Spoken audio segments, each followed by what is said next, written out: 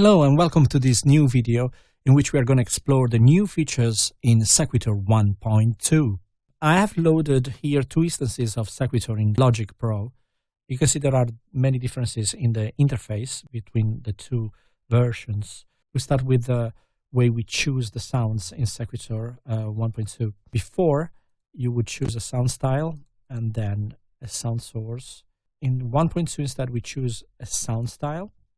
The sound source name becomes red, and then you can choose whatever sounds you want within that sound category. Also, we have a new icon for the purge button and arrows to scroll up and down the sounds. When you are on top of the list on the first sound and you scroll up, it changes automatically to the previous sound category. If you are at the last sound and you scroll down, it will change to the following. So, for example, let's see, we are at atonal, and it's the last sound, and then boom, I'm on strings, which is the first sound of the new category. Another thing is that you've seen when I was purging here, we have a different color here, a black color, which indicates that no sounds are loaded. When I load one sound, it shows me the exact range of this sound source. As when I load the other one, it shows me the other sound range. Yellow is always for the group B, and blue is always for group A. When I click on A here, it shows me just the range of group A. On B, it shows me just the range of group B. And if both of them are not clicked, it shows me both of them at the same time, blue for A and yellow for B. Another difference we have is we moved this button over here to here, but it's the same functionality. Same goes for the copy A to B button, which was this, and now it looks like this, AB, just to unify a little bit the look. Another difference that we have is this writing in the middle. It says 1.2 ready. It means that all the snapshots that you're going to load are ready to be played in SEQui2R 1.2. Why did we do this? Because if we were loading any snapshot made with SEQui2R 1.1, the sounds will not be recalled correctly. So I'm going to give you an example. Let me, for example, just create a snapshot with SEQui2R 1.1. Let's just do something.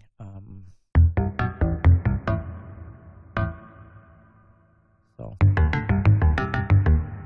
let me save it like 444.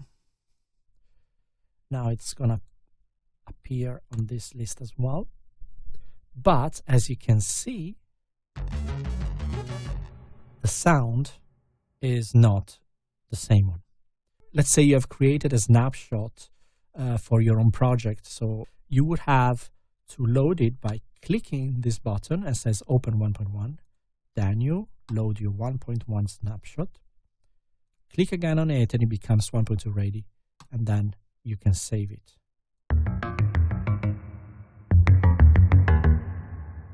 It's exactly the same sound now. This, again, I repeat, is for all the snapshots that you created for your own music, but don't worry, we are providing with every update package all the updated factory snapshots. In case you have edited one of those and you want to keep it, you can maybe change its name and then reload it with this function here, open 1.1 and then 1.2 ready. Okay, I think this is enough for the differences on the interface. Of course, we are going to see all these buttons over here and also all these LED buttons over there. So we can close 1.1 and now focus on 1.2 only. Okay, now we are going to explore all the new features. There are plenty, so stay with me. Let's open a new snapshot to illustrate the first feature.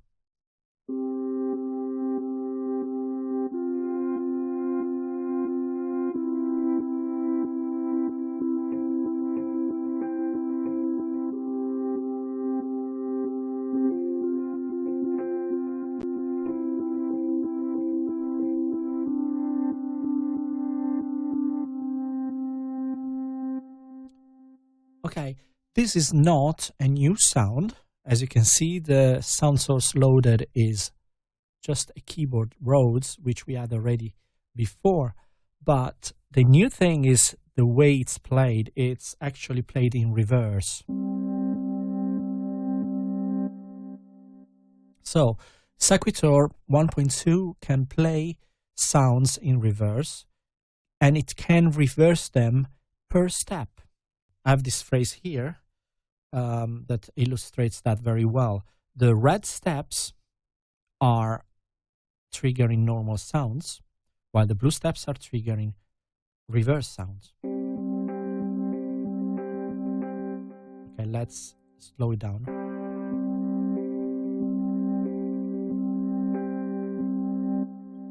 When the button is on here, we can see other two knobs appearing. The first one here is S, is speed, and that's the speed of the reverse sound. Let's be in free mode so we can change it to our liking.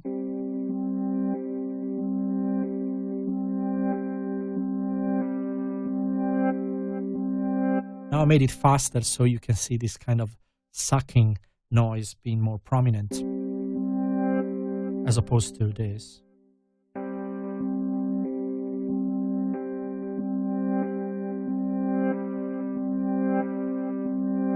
But if we were to put it back to the original state, we could go, let's say, on this step and decide that this step has a faster reverse sound.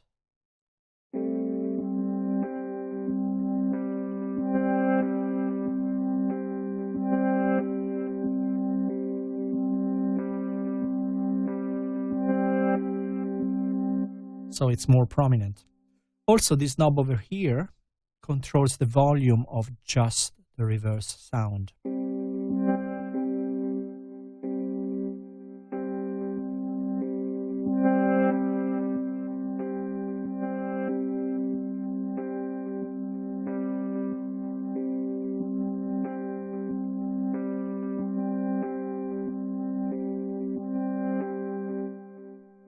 If I wanted to reverse all the steps at once, just click on this.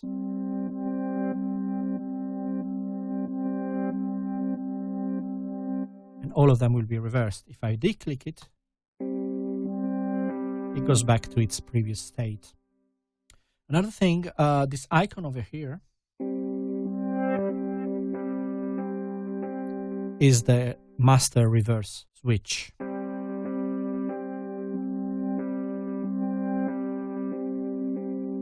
So I can switch on and off this effect to the way I want. And of course, we provided a key switch for that, which is this one over here.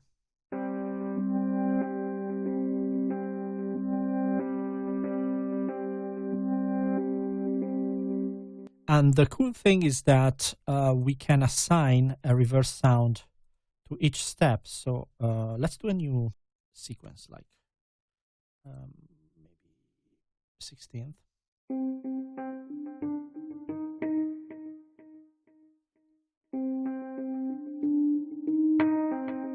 I want the reverse sound just on this. Of course, I have to switch on the master.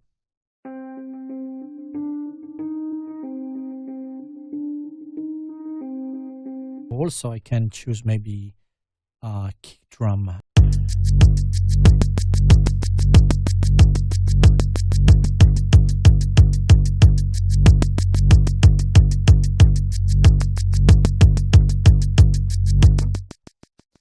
I can switch it on and off with a key switch during my performance. And a phrase like this can have a lot of variations at this point.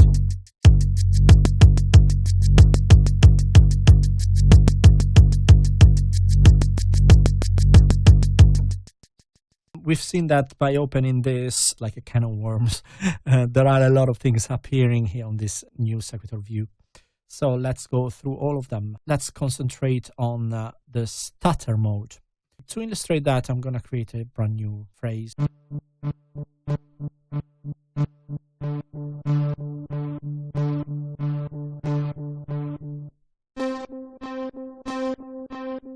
Let's choose this step and activate the stutter mode on this step.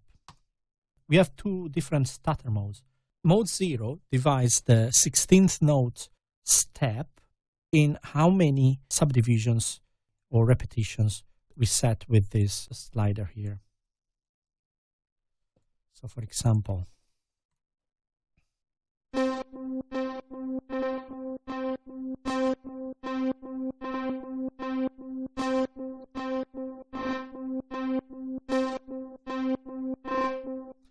and we call it stutter because it creates this kind of buzzing, brr kind of sound. Mode 1 instead divides the duration between the step on which the stutter is applied and the following one in how many subdivisions we set with this repetition value. So in this case it's dividing in 3, so actually it's creating a triplet here.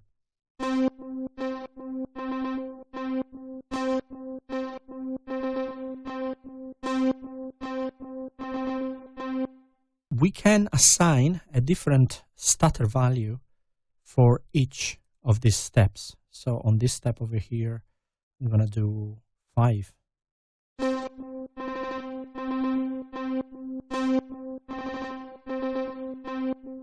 Also, I can copy the stutter onto another step. Paste.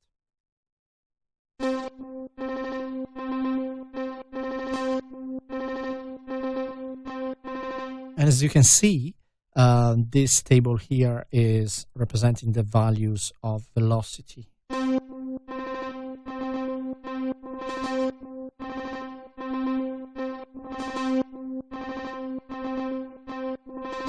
We have a master stutter switch, which is over here. Let's just show it this way.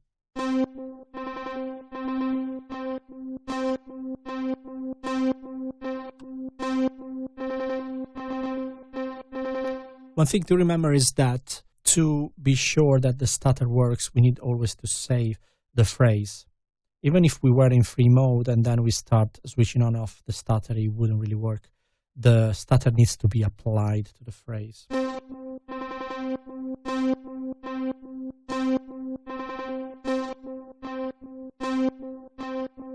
So basically we can do as many variations as we want because we can just activate this switch on and off at any point of the phrase. And of course there is a key switch for that, which is this one. We have also another type of stutter which we called ornament. And let's select maybe this one here, which has already a stutter. I'm going to choose 3 notes and I'm going to press record and just play 3 notes, a pattern of 3 notes. Save.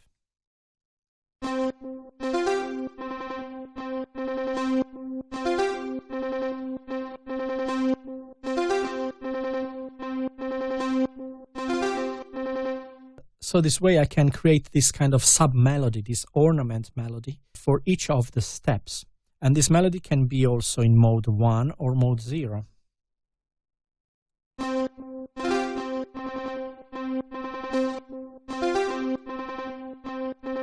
And it's of course activated and deactivated with this button or key switch as well.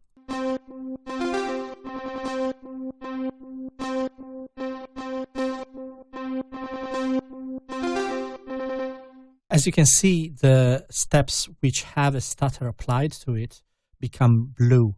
And it's the same as for the reverse notes of before. Anytime we have a special effect applied to that specific step, it will turn to blue. Let's have a look at these key switches over here. These are 16 key switches and represent the 16 steps that we have in the phrase. So for example, 1, 2, 3, 4, 5, step number 5 has a stutter applied to it. So 1, 2, 3, 4, 5, note number 5 will be E over here. If I press this just before this note, this key switch will kill the stutter over here.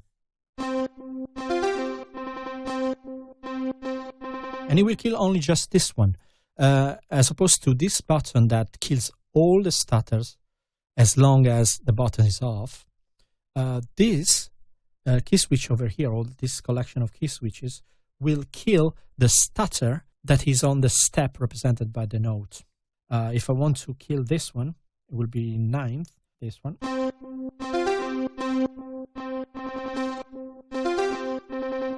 And anytime I press again the phrase, the stutter will come back.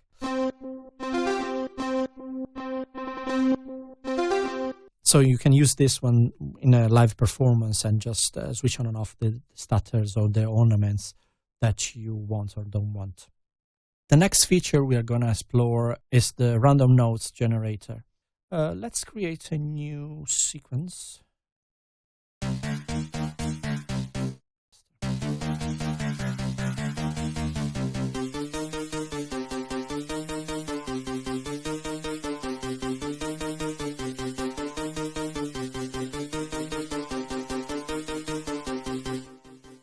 Okay, let's select, for example, these two steps over here.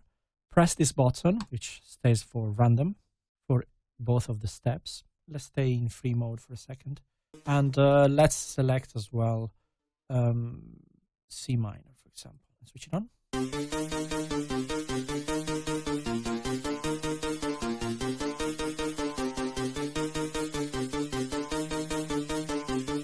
So as you can hear, SEQui2R is generating random notes on both of the steps that I selected. And the way it's doing it is by creating notes that are within a 3 semitone range below and above the actual recorded note. So if I extend this one, let's make it 7.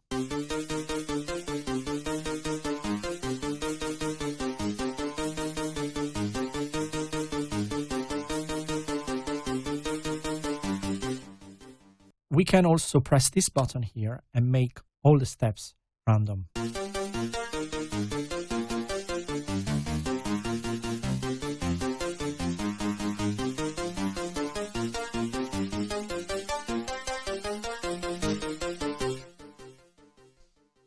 And when I depress it, it goes back to the previous state with only these two steps random.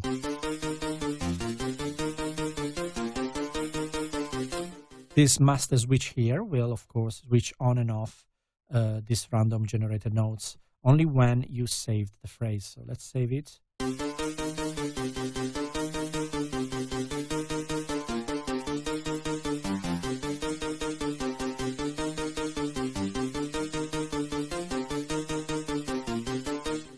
Another thing we could do is we could just make all the notes random. Yep. And then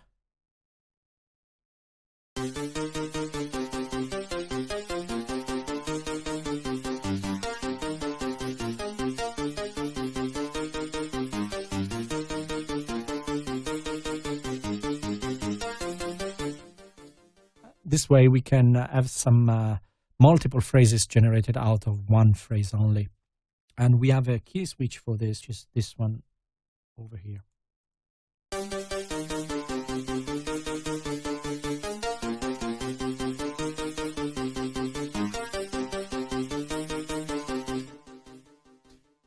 Okay, another thing we can have a look at is the PORTAMENTO function. To illustrate this, I'm going to load a new snapshot that we did here.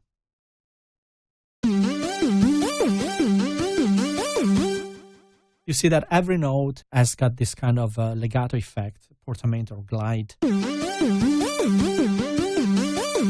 It can be switched off with this master switch.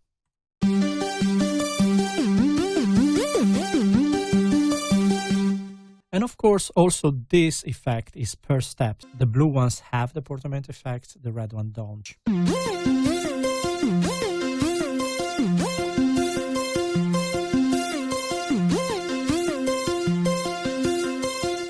Wanted, for example, to make this one normal, and then let's see this one. The colors will update.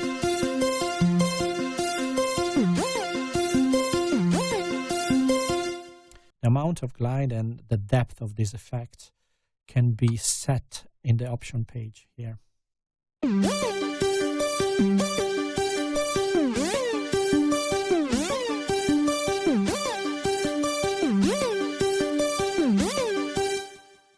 And of course, we have a key switch for that, which is over here, this yellow key switch over here.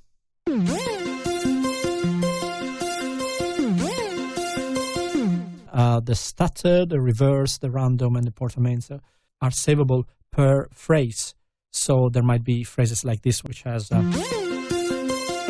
the portamento only at the beginning, and this one, portamento all the way through. And we can also combine stutter with reverse, with random, and portamento all at the same time, create very, very complex phrases. The other thing is that since we can switch this effect on and off when we want, with one phrase we can make a lot of variations. Okay, another feature that I want to show you is very well shown in this snapshot called Ethnic Rhythms, which is one of the new snapshots that you're going to find in 1.2 version.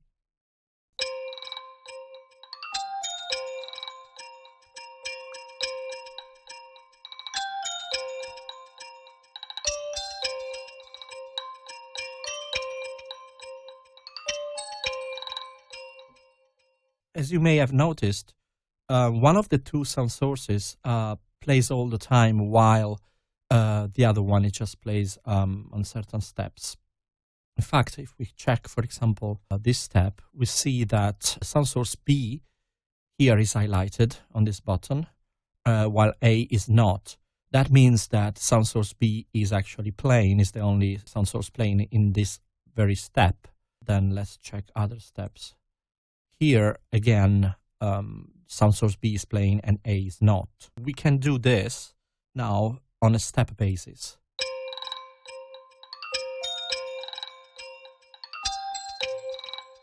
So if we just solo the first sound source, that's what's doing.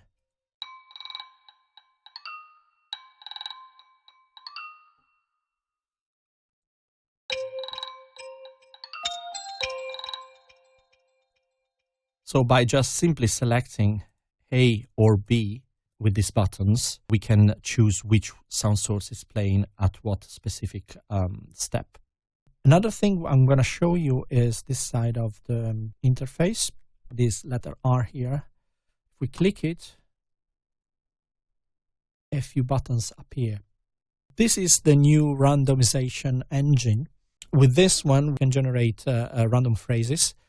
And also we can generate random sounds, effects, and sound styles. Okay, let's go in order. I'm going to just activate the phrase random generation. So basically, if I press this button here, which is the random button, and we stay, for example, in C major.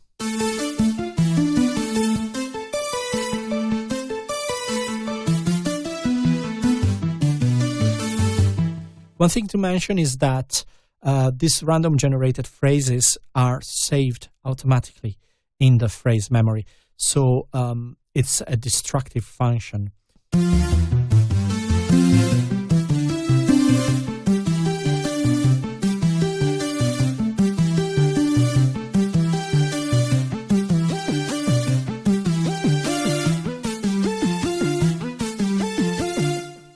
Random again. Okay, so far we generated only 16th notes, but if we change this and random again,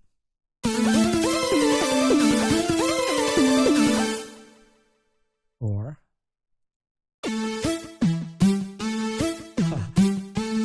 that is funny. Bum, bum, bum, bum. That's crazy. Let's go back to 16th and let's select also this button which generates random durations and random.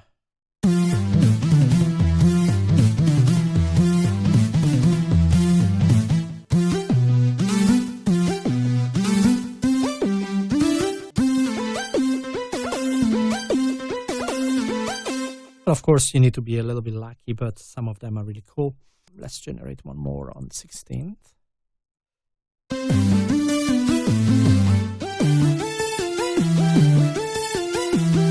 Okay, let's press this button here, which is going to generate random sounds. It's going to choose randomly among all the sounds in SEQui2R.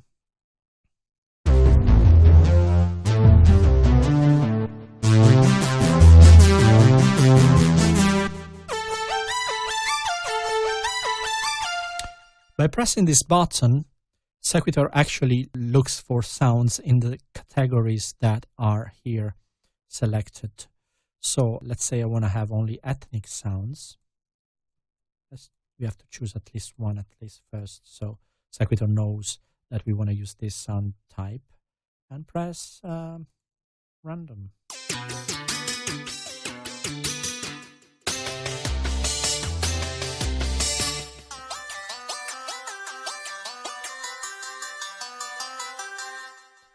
If we wanted also to make the sound selection really random and having the possibility to also randomize the sound families or categories, we press this button here. So you see now it changes to pulses and bonus sounds. But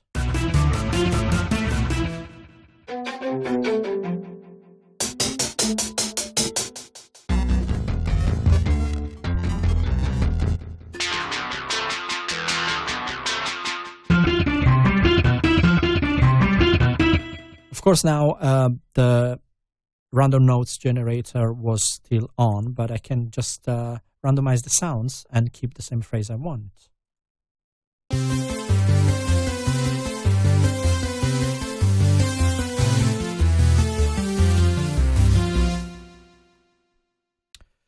Another thing I can do is keep the sounds that I like. Let's make this one a little bit shorter. If I press this button, SEQui2R is going to randomize the step effects. So watch out, it could be quite loud.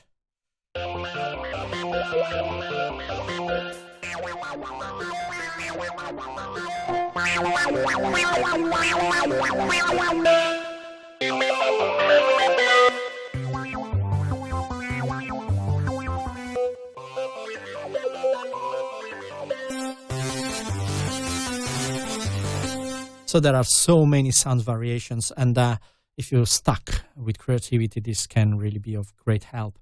Of course, you can, just select everything and see what happens.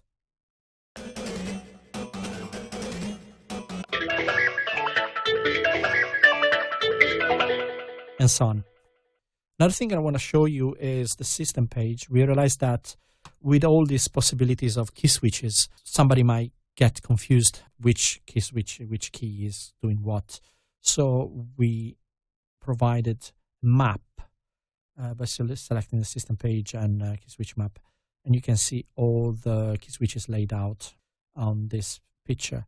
The red key switches are the key switches that show up only in record mode. We added a little functionality on the sliders here. Let's say you have a pad like this one.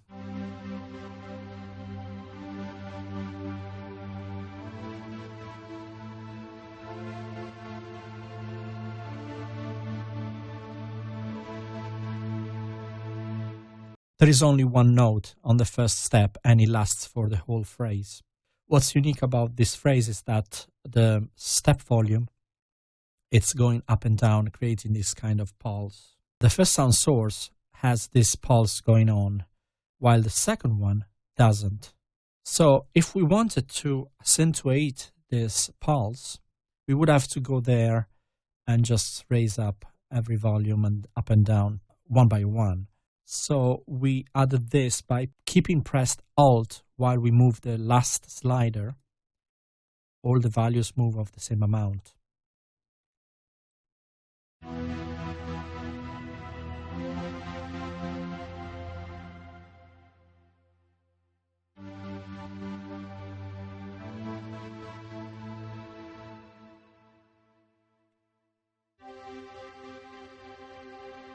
Let's say we have a filter effect as well, something like this.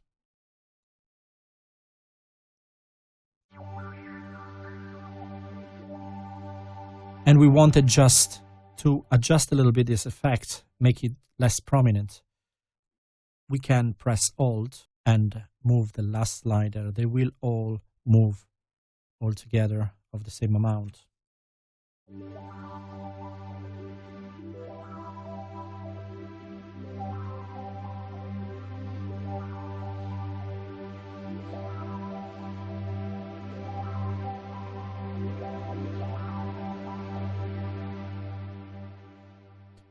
That works only on these main sliders. It doesn't work on the table, because by pressing Alt on the table, it just puts all the sliders at the same amount. So that's it for this video. Thank you so much for watching. See you soon. Bye.